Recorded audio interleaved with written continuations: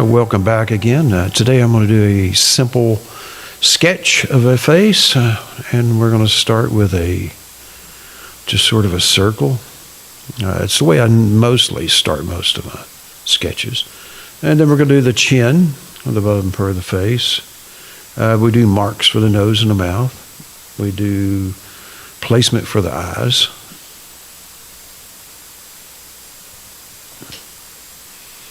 And this one I'm doing the center lines. Show you where the hair and the ears and the center of the face is going to be.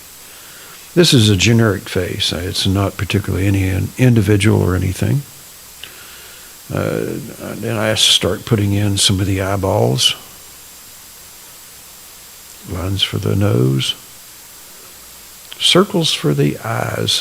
The area for the eye, that's always almost a perfect circle.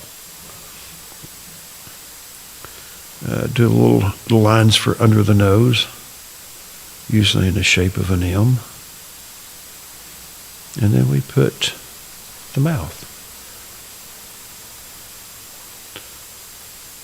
The edges of the mouth is usually darker than the center part. And then we draw under the mouth. Do the line for the bottom of the chin. And we got to draw some lines under the eyes there. We're going to make him a little older than sometimes. Poor fellow. It's got to have eyebrows, so we put the eyebrows in.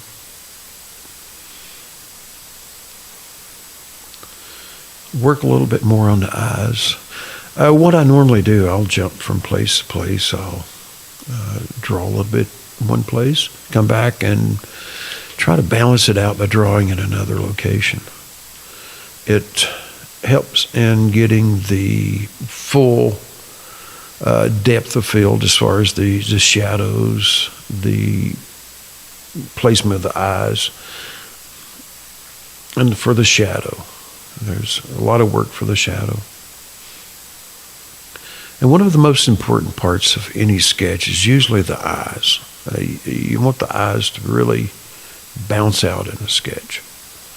That gives you the ability to make it look like an individual.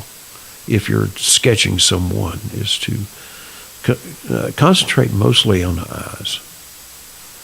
Of course, as I come back, I'm doing some work on the lips, on the cheek area, and I'll work some more on the ears. Try to do some definition for the ears.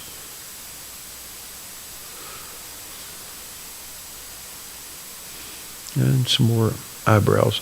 It's more or less just working around different places, trying to get the darkness, shadow, balance out the hairline. Okay, so we're putting some of the hair in for the individual.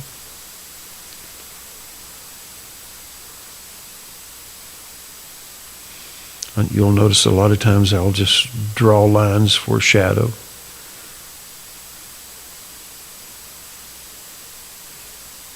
Not concentrating so much on the direction of the hair, but I'll come back in. I'll do some placement on that. Once I get a lot of the line down, I'll come back with a sort of a paper, rolled up paper tool, and I'll smooth out some of the lines. I'll work on the shadow with it. Right now, I'm not to that point yet. I'm almost there. And I'm probably looking for my burnishing tool at the moment. There it is. I found it. And I come back, and sometimes I'll just go for almost the entire sketch with the burnishing tool. Working in the shadow, smoothing lines.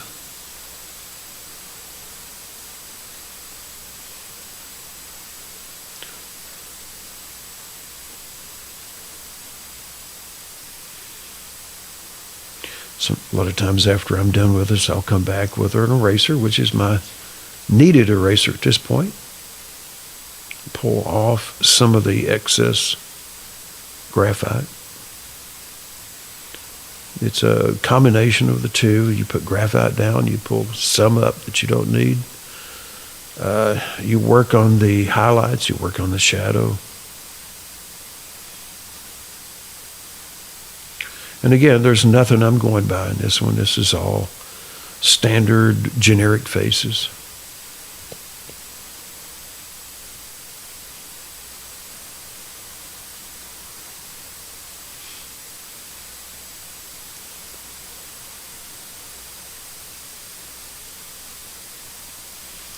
Sort of add a little detail for the ears still. And a lot of times after I do the burnishing tool, I'll come back with a pencil like I'm doing now. I'll add more detail, darken some lines. A lot of the times I'll take and darken lines that are underneath certain areas, and that adds weight to those areas, adds definition.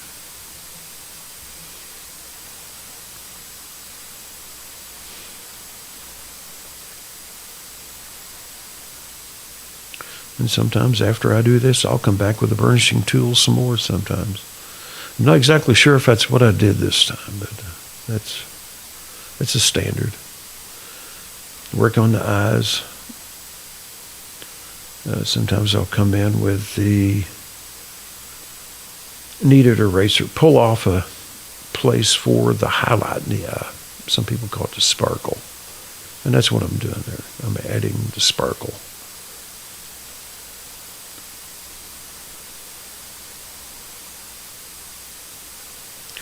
And I look for the high spots, and that's where I add the highlights. Look for negative spaces where there should be negative spaces, and that's where there should be no graphite at all.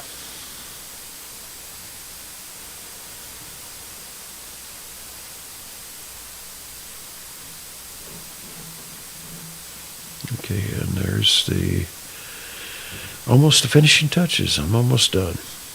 Let's put in a little bit of neckline.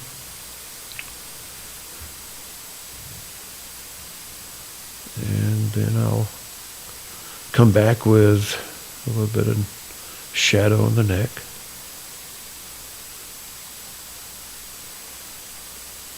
What I'm using here is a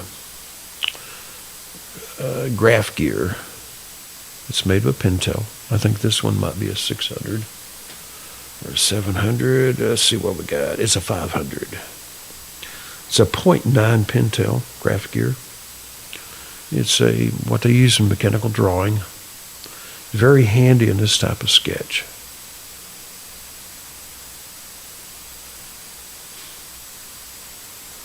And of course, I'm not getting paid by GraphGear or Pentel to do that. It's what I use.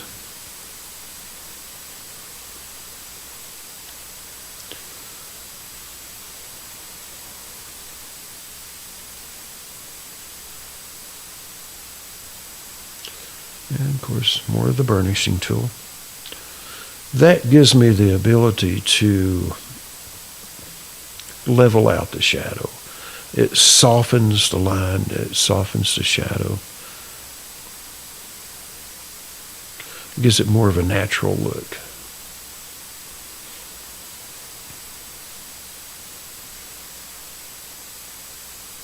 And it looks like I'm almost done.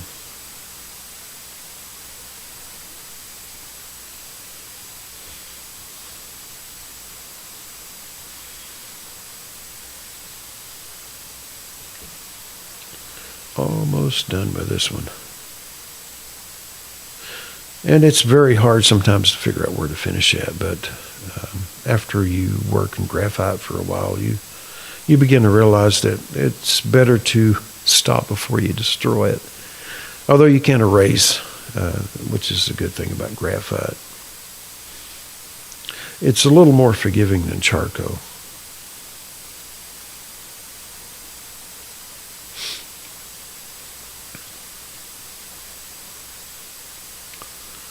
Okay. And when you're done, what you do, you actually go in and sign your name. That gives the artist approval.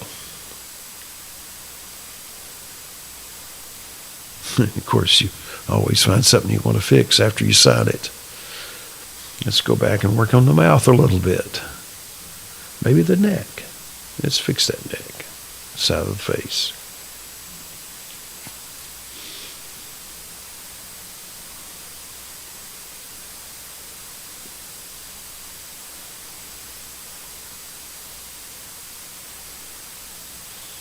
And let's erase out some of that I didn't need.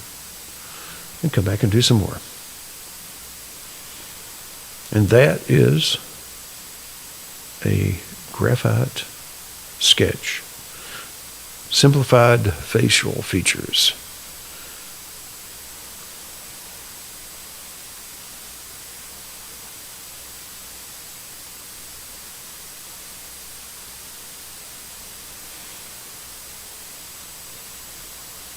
Okay. Looks like I'm not done yet. I'm never happy or never finished. You'll find that one of the things that you'll find yourself doing is when you think you're finished, you'll see something else. You're never happy with what you're doing.